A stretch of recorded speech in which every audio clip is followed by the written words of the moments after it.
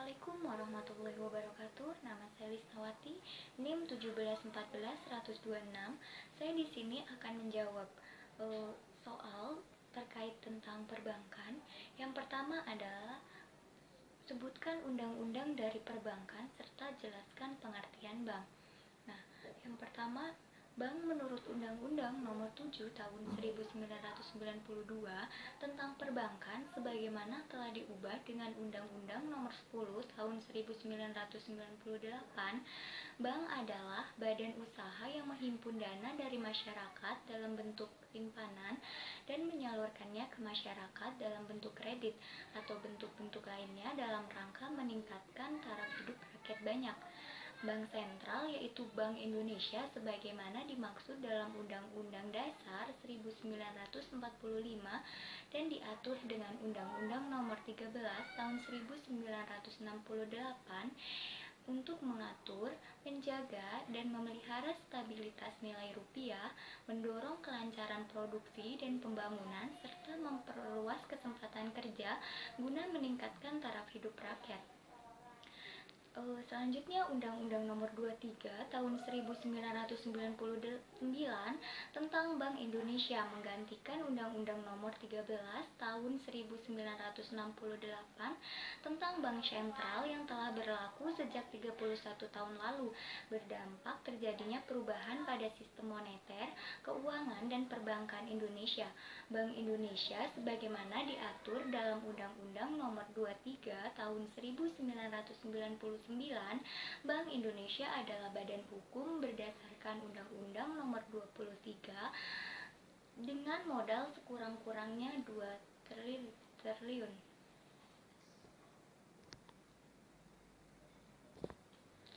Jadi, pengertian bank sendiri yaitu bank sebagai lembaga keuangan yang kegiatan utamanya menerima simpanan giro, tabungan, dan deposito.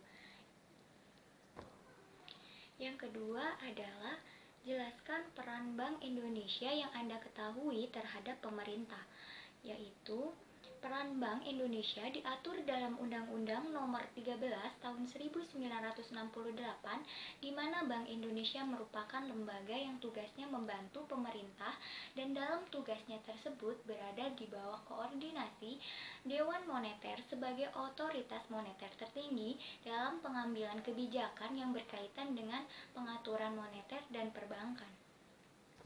Yang ketiga adalah kegiatan bank. Yang pertama adalah bank umum.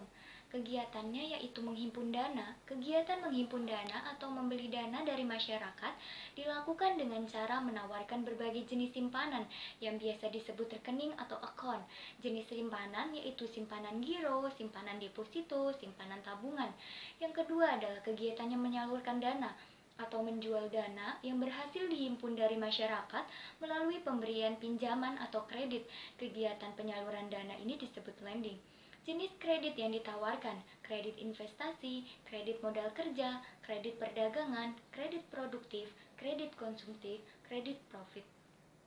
Yang selanjutnya itu jasa bank lainnya, merupakan kegiatan untuk mendukung kegiatan menghimpun dana dan menyalurkan dana. Jenis jasa bank, clearing, collection, safe deposito, box atau kotak penyimpanan, bank card atau kredit bank, bank notice, bank garansi, bank draft, surat kredit, cek wisata, penerimaan setoran, melakukan pembayaran seperti gaji, pensiun, dan lain-lain, pasar modal. Yang selanjutnya yaitu yang kedua, bank pengkreditan rakyat. Kegiatannya itu menghimpun dana dalam bentuk simpanan tabungan dan simpanan deposito, menyalurkan dana dalam bentuk kredit investasi, kredit modal kerja, kredit perdagangan. Yang ketiga yaitu bank campuran dan bank asing, menghimpun dana dalam bentuk simpanan dan simpanan deposito, tetapi tidak dalam bentuk simpanan tabungan. Yang kedua, kredit yang diberikan diarahkan dalam bidang tertentu seperti perdagangan internasional. Yang ketiga, kredit yang tidak dapat dipenuhi oleh bank swasta nasional. Yang keempat, jasa-jasa bank lainnya seperti bank umum. Yang keempat yaitu memaparkan imbas terkait virus corona terhadap kondisi perekonomian. merebaknya virus corona di Indonesia yang berdampak terhadap perekonomian. Pertama, pertumbuhan ekonomi Indonesia mengalami perlambatan yang cukup tajam, yang diperkirakan hanya 4,5 sampai 4,8% di tahun 2020. Kedua, terkait aliran modal keluarnya sepanjang 6 bulan terakhir, tercatat investor asing melakukan aksi jual sebesar 16 triliun, indeks harga saham gabungan turun 24% di periode yang sama. Sementara itu, kurs rupiah melemah 5,41% dalam 6 bulan terakhir sebagai akibat dari keluarnya dana asing. Ketiga, Indonesia semakin rentan terpapar kepanikan pasar keuangan global. Menurut Asian Development Bank, sebanyak 38,5% surat utang pemerintah Indonesia dipegang oleh investor asing, lebih tinggi dari negara Asia lainnya.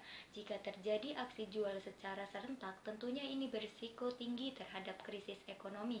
Jika pemerintah tidak mengatasi virus ini dengan baik, kita bisa mengalami krisis. Krisis bisa dicegah dengan persiapan kebijakan yang tepat. Sayangnya, sejauh ini kebijakan itu belum nampak. Pemerintah terlihat tidak punya persiapan untuk kondisi yang terburuk.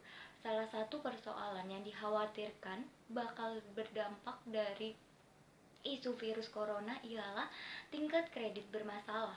Cara mengatasi non-performing loan ialah bekerja sama dengan nasabah dan memberikan sesuatu kelonggaran.